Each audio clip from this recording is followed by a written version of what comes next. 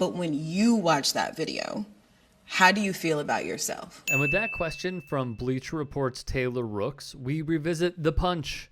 As many know, prior to the season beginning, Draymond Green and Jordan Poole were going at it in practice. There was trash talking, a disagreement, and a confrontation, with neither player backing down from the other. That was when Green, the veteran, stepped to Poole, the fourth-year pro out of Michigan. One thing led to another, and Green swung at Poole, even leaving his feet when throwing the punch that sent Poole down. However, Green internally took the whole thing a different way. Thus, Green said the following. As someone who was involved in the incident, I totally forgot in watching that video everything that went on. Because in the video, you watch an audioless video, you watch a 3-second clip of me walking up and I swing, and like that's what you see. Let's pause here. To be clear, the total running time is not 3 seconds of the original video that blew up on Twitter. It's 40 seconds onward. That video was put out there like that to portray me the exact way it did. Does that mean I was not wrong in what I did? No, that does not mean that. 100% was the wrong reaction. Mm-hmm. But in everything, there's also a full story. I don't care to share my story. One day I will. It ain't the time nor the place, nor do I care to share it. Mm-hmm. I care more about figuring this team out and trying to win. But one day I will, because there's always a time. Pause once more. So basically what I'm hearing from Draymond Green is that he is leaving the door open for this action he took to potentially be justified. What I figured out in watching that video for all day is like, damn, this actually was what this was meant to do. Like, this was meant to form an opinion about me and not give another side to it. Like, not even allow another opinion to be formed. This video was put out just like this. Hang on, let's go back to something. Draymond Green is one of the most outspoken athletes in the world, especially currently playing right now. He makes his feelings known on almost everything, whether it's at a press conference or with The Volume, which is Colin Cowherd's network, who, you know, now the FS1 host is very soft on Draymond. If we simply follow the pattern, though, it would leave one to believe, as I'm watching again, why did he not speak out? You know, could this have potentially come from management? Could it have come from a disgruntled employee that potentially he has beef with? We don't know. He even says he doesn't know and doesn't care to find out. But it does lead one to think, what would lead someone to do this to Draymond?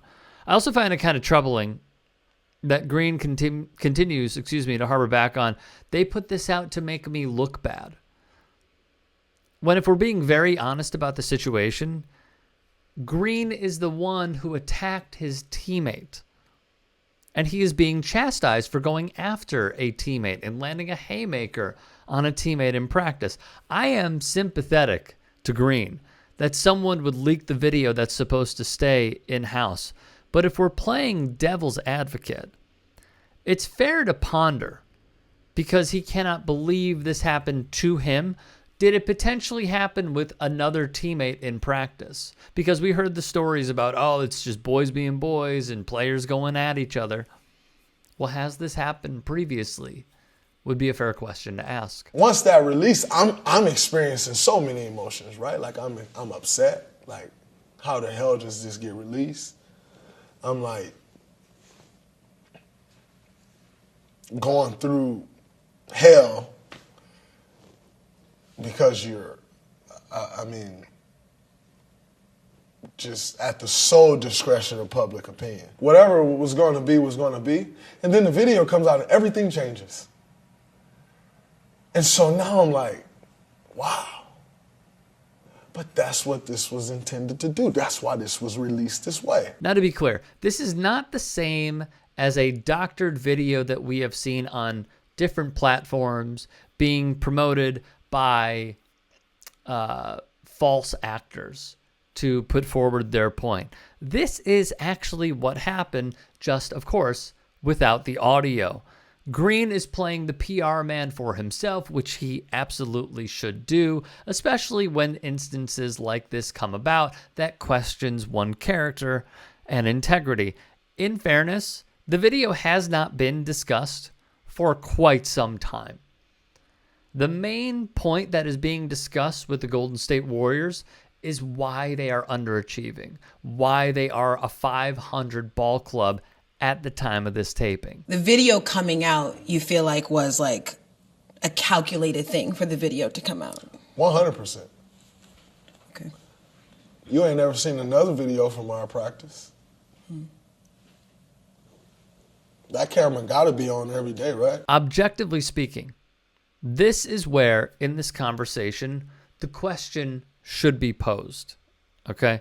Was there another incident of a player getting punched in practice? If we had that answer, then Green's point could potentially be more sound. Draymond would say he and Poole's relationship is somewhat strained, though, it's changed and they have moved on. Okay? Here's the thing. Days after the video, Draymond Green was fined, right?